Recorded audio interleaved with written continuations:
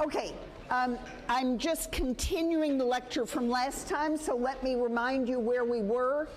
And again, I had said there were 3 debates, so I'm following the same sets of issues through, whether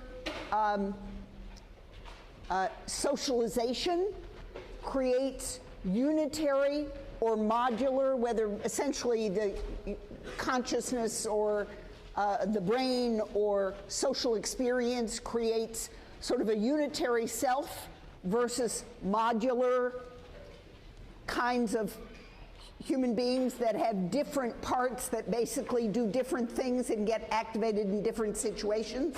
The second debate was whether socialization creates deeply internalized motives or personality traits or whatever, or whether the things that we learn socially operate largely through more superficial characteristics of the person.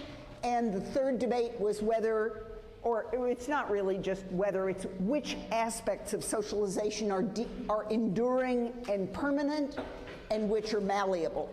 And I tried to make the point that while we tend to assume that unitary, deep, and enduring go together, and modular, superficial, and malleable, and everybody knows what malleable means? Changeable. So something that's malleable is like clay, and you can remold it. That's the... Okay, I hope my mic is not going to act up. And so I tried in the 2 examples at the end of last lecture to point out that traits people assumed when they found them in women, like fear of success, were deeply internalized and lasting, turned out to be essentially both men and women reporting on what they saw the realistic expectations women versus men might have about their lives if they were very, very successful in medical school, right? So something that was assumed to be unitary, deep, internalized, lasting might actually be much more a matter of social circumstance. And in fact, I told you that these findings disappeared over time as women's actual situation changed. And then this was a different kind of study that argued that basically all the differences between men and women in corporations, between their behaviors, their personality styles, and so forth, were due to the structural positions they found themselves in, and not at all due to anything they carried with them because of their gender, okay? And now I'm going to try to, I hope not confuse you more, but show you some of the research that suggests both that some of these traits that are different in women and men actually are quite enduring and important, but not because they are deeply internalized differences in motives. So that's really the bottom line here. So let me repeat it. That some of the differences between women and men that seem to be fairly consistent and persistent, so they last over time and across different situations, are not due to deeply internalized differences in personality or motivations, or I could add biology, okay? And I'm going to try to make that case by talking about some interesting pieces of research. And I've called this in between inside and outside. And what I'm really pointing to is, and this you should have from Goffman, and again, this will also link, I think, to the book you're reading for next week, which you're really going to enjoy, Unequal Childhoods. That there's a level at which we are shaped socially that is not deep inside our emotions and our personalities and our, deep inside our fundamental feelings and attitudes toward the world, but also not superficial, like you can take it on and off the way you would a hairstyle or a clothing style. They are, I would say, a little deeper than skin deep, because, and this theme will come out more during the lecture, but they are things like habits, skills, and styles that are actually quite hard to learn, They are usually, though not always, learned almost unconsciously. And once you have them, they are the basic resource you bring to bear in any new situation, because that's how you know how to get along. That's how you know how to manipulate your world. That's how you know to get other people to cooperate with you.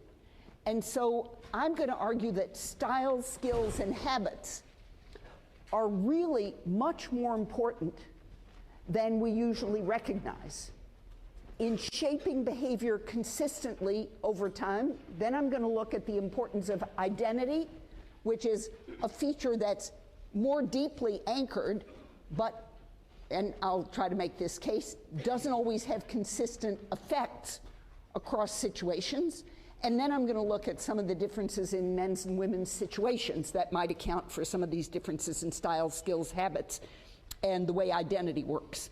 Okay, so to start with styles, skills, and habits, there is a lot of work, and some of it is quite fun to read. So Deborah Tannen is a very popular linguist. She's a serious academic scholar, but she also has great personality and presentation of self, and she, I think, had a series on educational TV where she talked about these issues. And she has a book called He Says, She Says, and another book that's kind of, it's not this, but it's one of these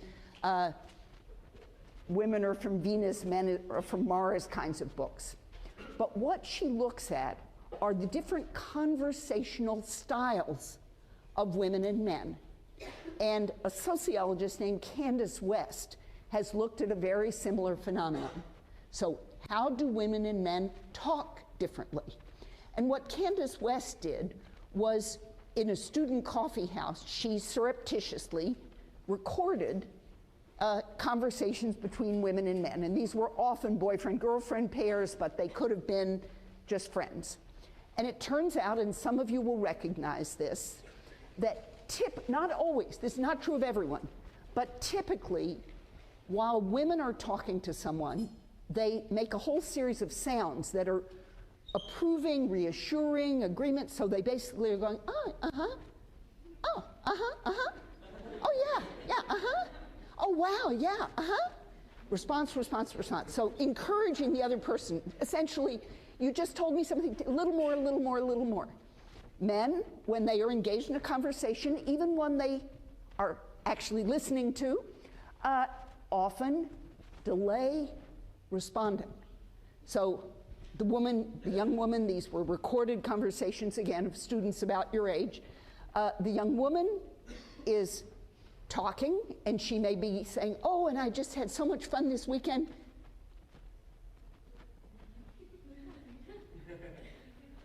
And then maybe, uh-huh. Right? But beat, beat, beat, beat. And she shows that, first of all, this is one of the typical, stereotypical complaints that wives have about their husbands, girls have about their boyfriends. I don't know how this works out in same-sex couples. It'd be very interesting to know.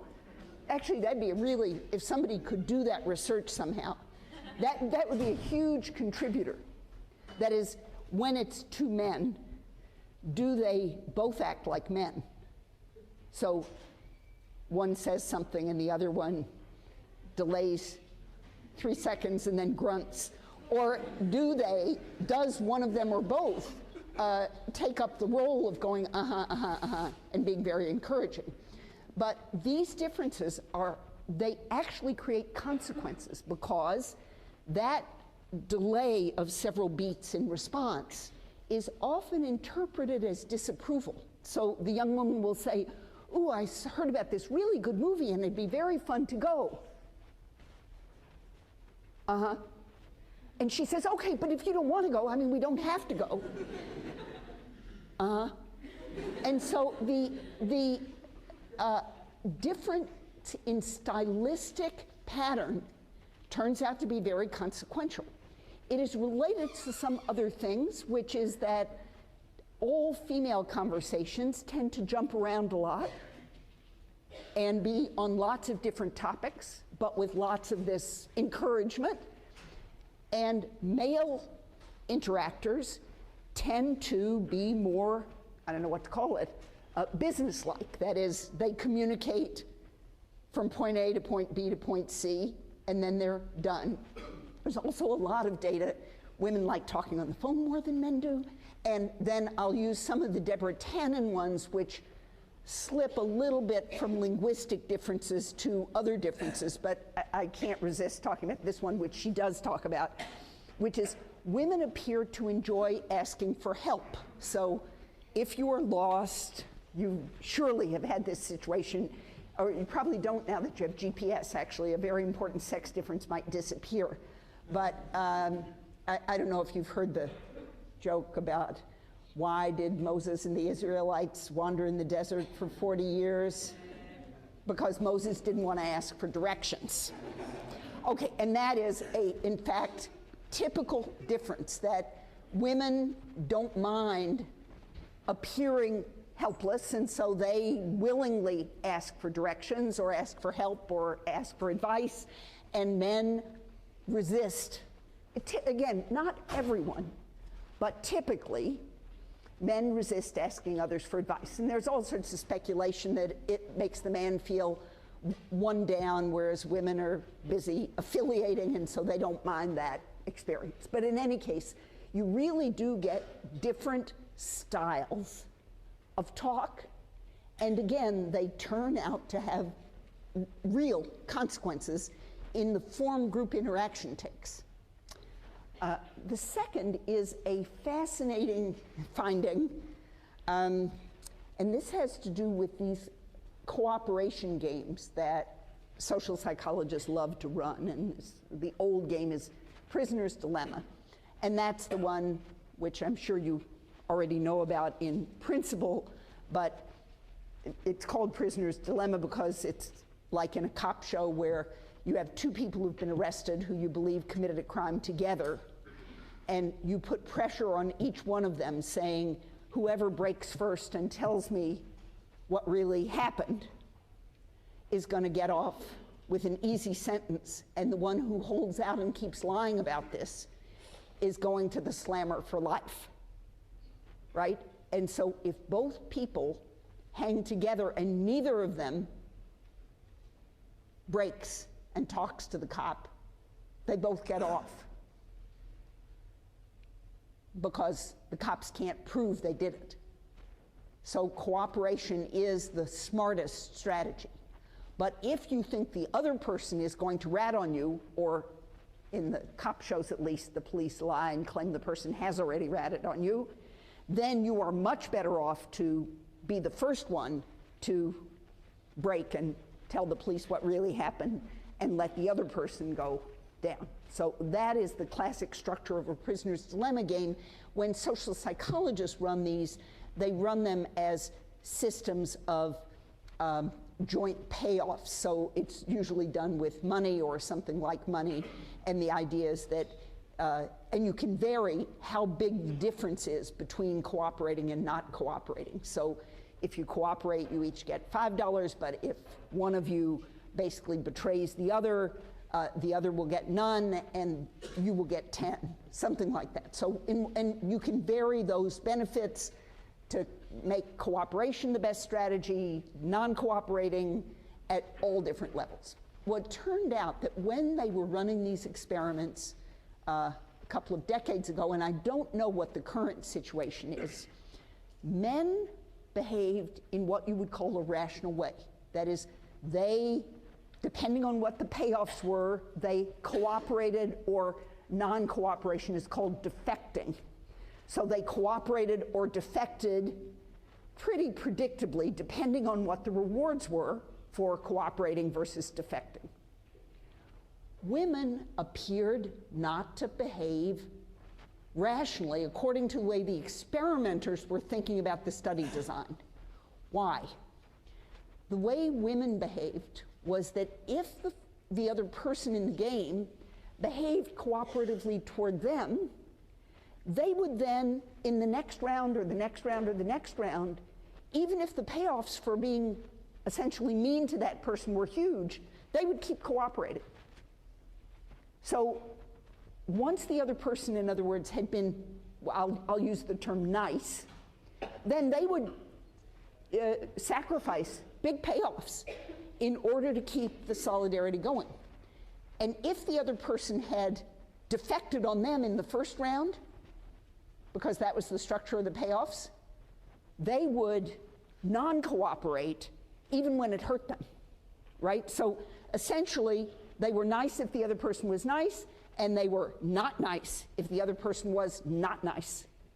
Now, one way to look at this, and I think this was how social psychologists looked at it, was that men were behaving rationally in the game, and women were being irrational and emotional.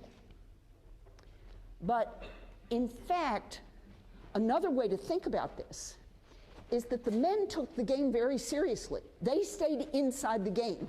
They behaved according to the rules of the game that the social psychologists had set up in a lab. The women treated this as an actual relationship to another person. So they didn't follow the game. They followed a set of implicit rules that organize friendly interactions with people who might in fact become friends. And so in a way you could say the women were smarter, which is that they didn't take the game as defining reality.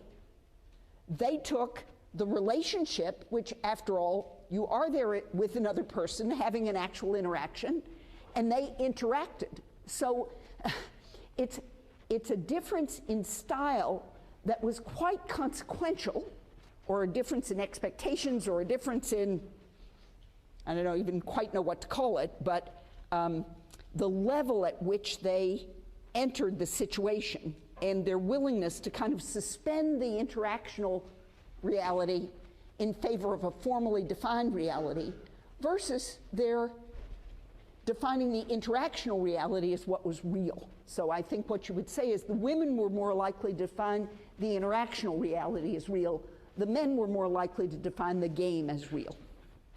And then the third, and this is, well, I'll just say it's not good social science. That is, I'm spending a lot of time, you haven't seen this yet, but I'm going to try to persuade you over the course of the course that it really matters to have good systematic evidence for claims. This is a book by Carol Gilligan called In a Different Voice, and it has sold, I don't know, 1 million or so copies. It's incredibly influential, relatively early feminist work that has had enormous influence in the social sciences. And she is a very interesting person. She's a social psychologist, but she has a lot of background in philosophy. And so she developed some concepts in this book that have actually become central in contemporary philosophical debates about ethics. So when you hear people talking about using the word care and talking about things like care work, that terminology comes straight out of this book. So it's an old book, but there's now a whole subfield of sociology about care and care work. And the language and the idea, and I'm going to get to the idea in a second, come out of this. So I'm going to tell you briefly what she did. She also was a student of Lawrence Kohlberg, the person I mentioned in the last lecture, who developed the cognitive developmental theory of sexual socialization. Well, Kohlberg is most famous, in fact, for his work on the development of morality in children. And what he did that, again, was enormously influential is develop a set of 6 vignettes, little stories, and ask children how they would solve these moral dilemmas. And he had a very complex system of scoring the way children answered. So I'm going to tell you the classic. There are several of them, but the one that became most famous is the story of Heinz. So don't ask why this person appears to be Swiss, but anyway, because the research was done in America. But anyway, Heinz has a wife who is dying of cancer. And there is a drug that could save her, but it costs, and at that you have to put this back in time, but it costs $1,000, and he does not have and cannot get $1,000. Should he steal the drug to save his wife? And then when the children answered, this, we're also done with adults, but originally with children, they would probe and say, well, why? Why do you think that? And so Kohlberg developed a notion that there were stages of moral development. And essentially in early childhood, what all children thought about was punishment. And what was right was what would keep you from being punished, but if you would get caught, it was wrong. And levels 1 and 2 were at that level. Then there was a higher level, which was sort of social utilitarianism. Well, he shouldn't steal the drug because if everyone stole things all the time, that would be terrible, right? Or he should steal the drug because, I don't know, people should always, anyway, there was a sort of a way of thinking about it that no matter which side you took was a kind of, let's do on average what's the best thing for society, kind of something like that. And then the highest level, according to Kohlberg's understanding of this, was when Heinz could stand up to society and say, the supreme value is the value of human life. Nothing is more important than that. And so he should steal the drug because this is morally right. And this came out of Kantian ethics and was considered the highest level of moral development. And not even many adults did not get there, but that was the way this was understood. Gilligan got interested in the way men and women and boys and girls answered this differently. And she argued that women came off as less morally developed than men. So typically men were more likely to get to this 6th highest stage.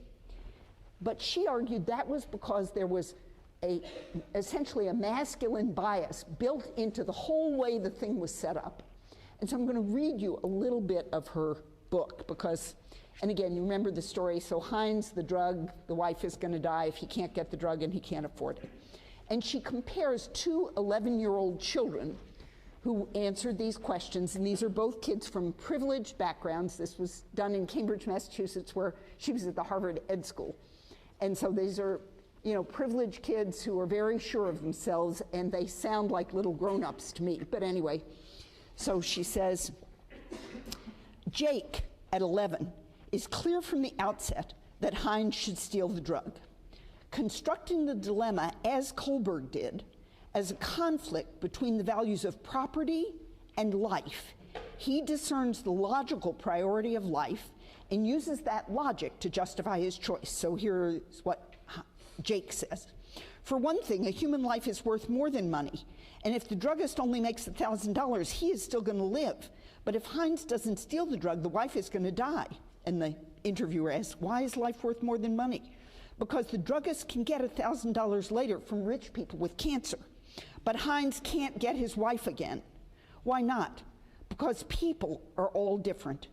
And so you couldn't get Heinz's wife again. And so she sees this as this extraordinarily logical, sort of coherent answer. I'll go on a little bit more. Asked whether Heinz should steal the drug if he does not love his wife, Jake replies that he should, saying that not only is there, quote, a difference between hating and killing, but also if Heinz were caught, quote, the judge would probably think it was the right thing to do. Asked about the fact that in stealing, Heinz would be breaking the law, he says, quote, the laws have mistakes, and you can't go writing up a law for everything that you can imagine. Okay. Then she comes to, I have to find the name of Amy. So another 11-year-old, same school, same kind of background. And she says, in contrast, Amy's response to the dilemma conveys a very different impression. An image of development stunted by a failure of logic, an inability to think for herself. Asked if Heinz should steal the drug, she replies in a way that seems evasive and unsure. Well, I don't think so. I think there might be other ways besides stealing it. Like if he could borrow the money or make a loan or something. But he really shouldn't steal the drug, but his wife shouldn't die either. So what do we see here? It's actually quite similar to what I said earlier about the cooperation games, which is she's somewhat breaking the rules. That is, she isn't sticking to the two alternatives the game gives her. She's saying, but there must be another way to do this. And yeah, I'm going to read more, but you have a question? Just making sure that there are only two options. Well, the way the story is set up, yes. Should he steal the drug and then his wife and save his wife, or should he not steal the drug and his wife will die? Absolutely, that's the way it's not a check the boxes, but that's the way the story is written.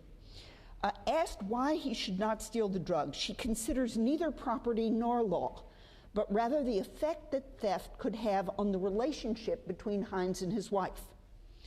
So this is Amy again. If he stole the drug, he might save his wife then, but if he did, he might have to go to jail. And then his wife might get sicker again, and he couldn't get more of the drug, and it might not be good.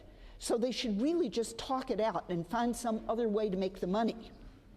Seeing in the dilemma not a math problem with humans, but a narrative of relationships that extend over time, Amy envisions the wife's continuing need for her husband and the husband's continuing concern for his wife, and seeks to respond to the druggist's need in a way that would sustain rather than sever connection.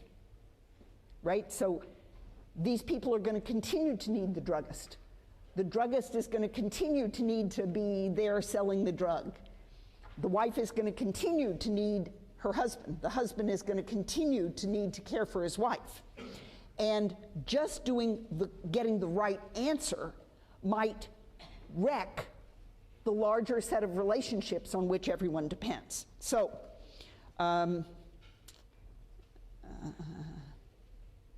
just as she ties the wife's survival to the preservation of relationships, so she considers the value of the wife's life in a context of relationships, saying that it would be wrong to let her die because, quote, if she died, it hurts a lot of people, and it hurts her. Since Amy's moral judgment is grounded in the belief that, quote, if somebody has something that would keep somebody alive, then it's not right not to give it to them. She considers the problem in the dilemma to arise not from the druggist's assertion of rights, that'd be property rights, but from his failure of response. That is, if the druggist understands that the wife will die, he should find a way to make an arrangement to help her live. So what you see, and what Gilligan argues here, is that the way these girls see the world, they see it as a sort of tissue of relationships that is in danger of being broken, whereas men see it as a problem that needs to be solved, for which there should be a right answer, and they want to get the right answer that is morally good. Now, she ends up arguing that both those kinds of morality are fundamental in human relationships. She does not go off saying, oh, see, the girl really understands that we're all social creatures. She actually ends up with quite a complex philosophical position in which these are two different aspects of the moral world, and both need to be taken care of, respected. So, but again, this is a very powerful and recognizable picture of the different ways women and men orient themselves in the world, and essentially men giving more priority to certain kinds of clear right answers to complex moral questions, and women being more entangled in complex relational issues. And again, I want to repeat that this is certainly not true for everyone. These are statistical tendencies. There are lots of men who think in relational ways. There are lots of women, I know several, who think in these more analytically coherent sort of moral hierarchy type ways. But I think, again, this is a recognizable pattern. And I'm going to suggest some reasons why in a minute. The second kind of social influence that I think accounts for some of why gender differences seem so persistent, even without, I would argue, a deep base either in biology or in deeply internalized personality, is that this is what we talked about last time, gender identity. So that to the degree that your identity is always publicly available, and if we go back to the lecture, the first lecture on socialization where I talked about George Herbert Mead and taking the role of the other, even when you are by yourself, you have internalized a great deal about how others in the social world would see you. And so I think another very important part of gender difference in behavior comes from the fact that gender identity is, for most people, very well anchored, very fundamental to the sense of self, very important. But what it is that gets attached to that identity can be highly variable. And here's where what look like deeply internalized motives turn out to be, so there is something deeply internalized. It's this, the gender identity, and that's a hook. But what it can hook onto can vary hugely. Historically, with different kinds of publicity and popular culture and so forth. So here, if we go back to the Martina Horner fear of success experiment, it looks as though what happened between the early 1970s and the late 1990s is that it no longer became gender threatening for women to be successful.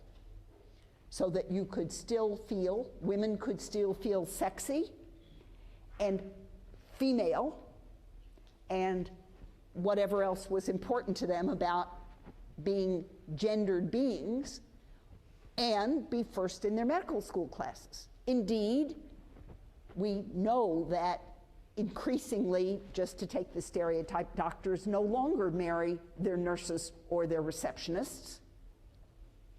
They increasingly marry other doctors. So male doctors marry female doctors, and female doctors marry male doctors. This is one of the sources of widening social inequality. Female lawyers marry male lawyers. And so the idea that a woman who got too much education or was too successful would essentially become undesirable, unmarriageable, of no interest to the opposite sex, or would simply no longer be seen as female. So even if it wasn't about finding a partner, if it were just about how you're seen, again, we have a lot of evidence that before the women's movement, essentially, and I don't know whether it's the politics of the women's movement or just the broad entry of women into the paid workforce, but the degendering properties of being successful faded away. So that it was really true, and I started graduate school right at the beginning of this period, and I actually know this. At the time I started graduate school, first of all, there were no women, as in zero, on the Berkeley sociology faculty, and there were almost no women on the faculty in the whole university. But the sociology department did have 2 women lecturers, and those are people hired just to teach, but without real faculty positions. And they were, predictably, one was a stereotypical battle axe, wore masculine style suits, short cropped gray hair, no style, no earrings, no nothing. So the sort of stereotypically de-feminized type. She taught statistics.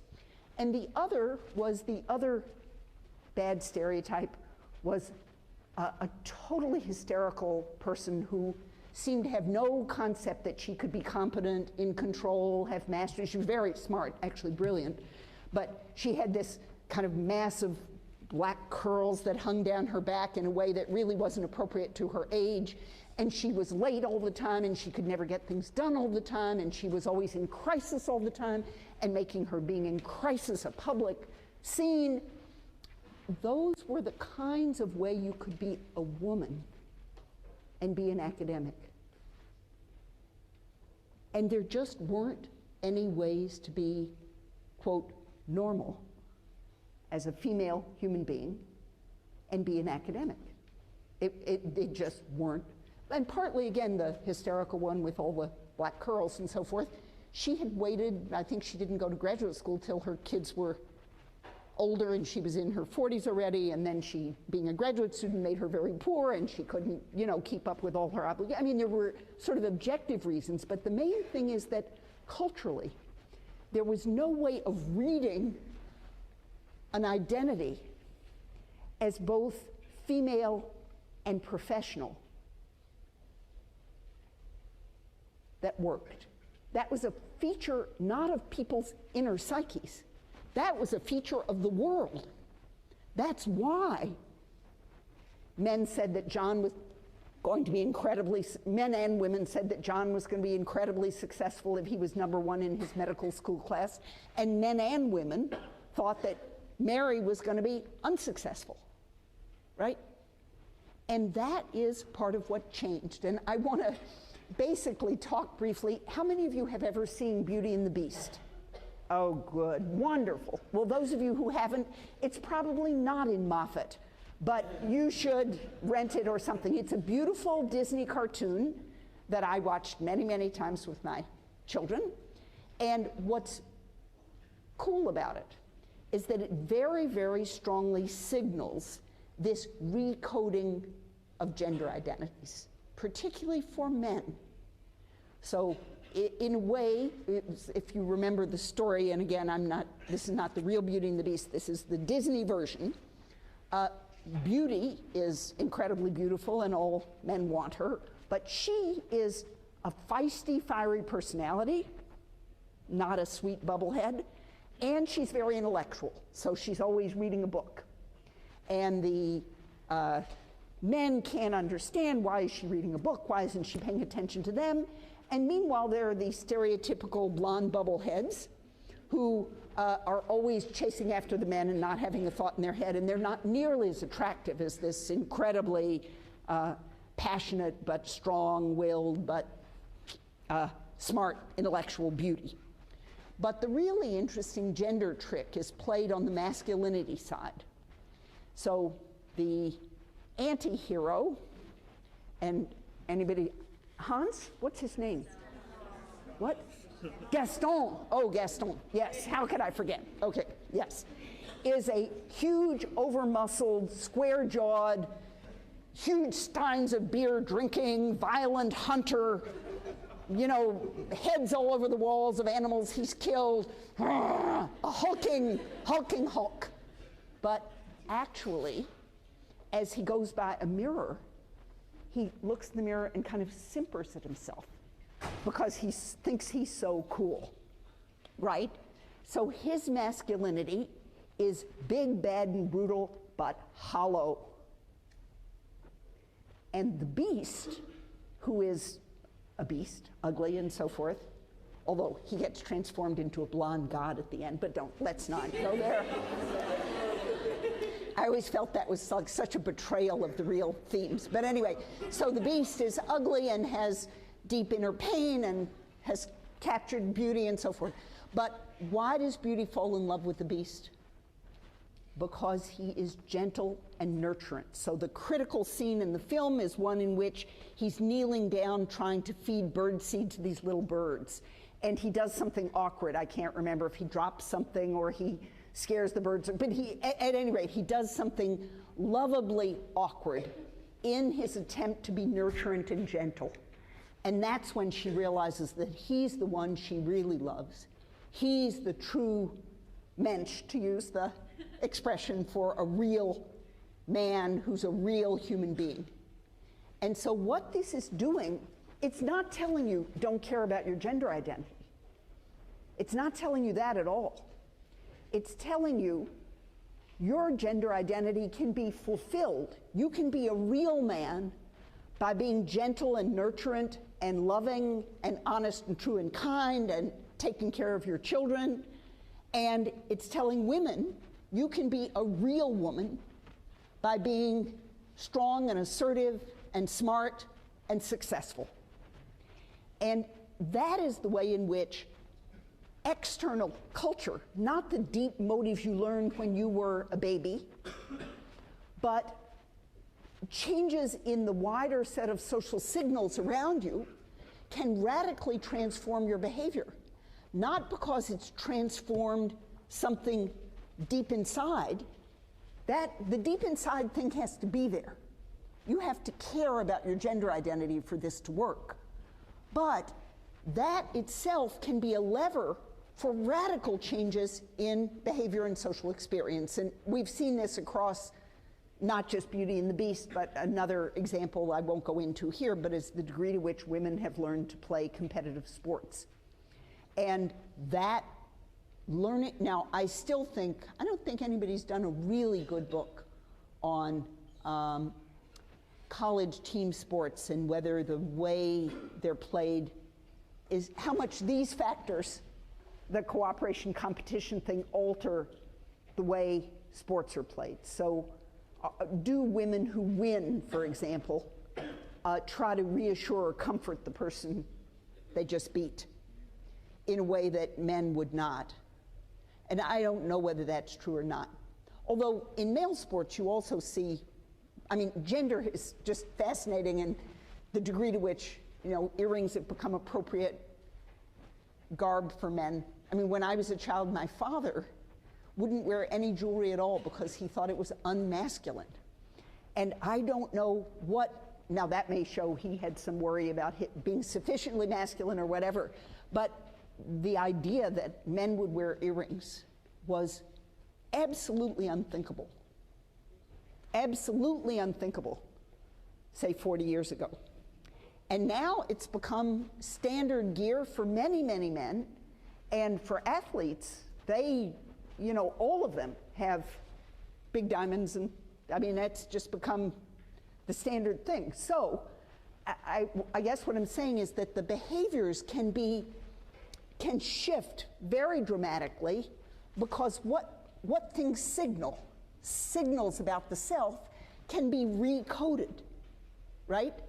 And that's not something that happens inside you, it's something that happens in the wider world, and this happens in all sorts of ways. So even if we look beyond gender, what does it mean to be a good person, for example? That might be another identity that's important to many people, just the sense that I'm a good person. But is a good person one who is unfailingly polite and always says please and thank you and opens the door and stands back for other people? Or is a good person one who might not have great manners, but whose friends know they can count on her in a crisis? And the way in which good person is defined can reshape people's behavior in powerful ways, even without reshaping their internalized motives. And that's the point. Okay, now continuing with sex differences and watching my time, there are a set of experimental studies of sex differences that are absolutely fascinating. And a woman named Alice Eagley pulled together a huge number of studies and did what's called a meta-analysis. And I won't go into this, but I'll just say it takes the quantitative data from many, many studies and combines it into one big analysis. And they weight the data depending on the quality of the original study. But it means that a study done with 25 people and another one done with 40 people and another few done with 15 and 25 and so forth, eventually you can get a sample size big enough to do really sophisticated analysis. And she studied 3 of the important social traits that are considered to really differentiate women's and men's behavioral styles. And one is altruism, and this is the question of whether you will help someone else who's in trouble. And these are the studies about whether if someone drops papers, that's one of the standard, will people rush to help pick them up? But it's also whether people will intervene in a crisis when someone else is in trouble. So they actually stage these lab experiments in which you're sitting in a room waiting for your study to begin. You've come in as a subject in an experimental study, and you hear a crisis unfolding next door. You hear somebody start to say, well, I won't do that, leave me alone, and then the other person says, get down or whatever, and then the person's screaming, help me, help me. Will you go help? So these are both helpfulness in general, and they are interventions in sometimes frightening situations.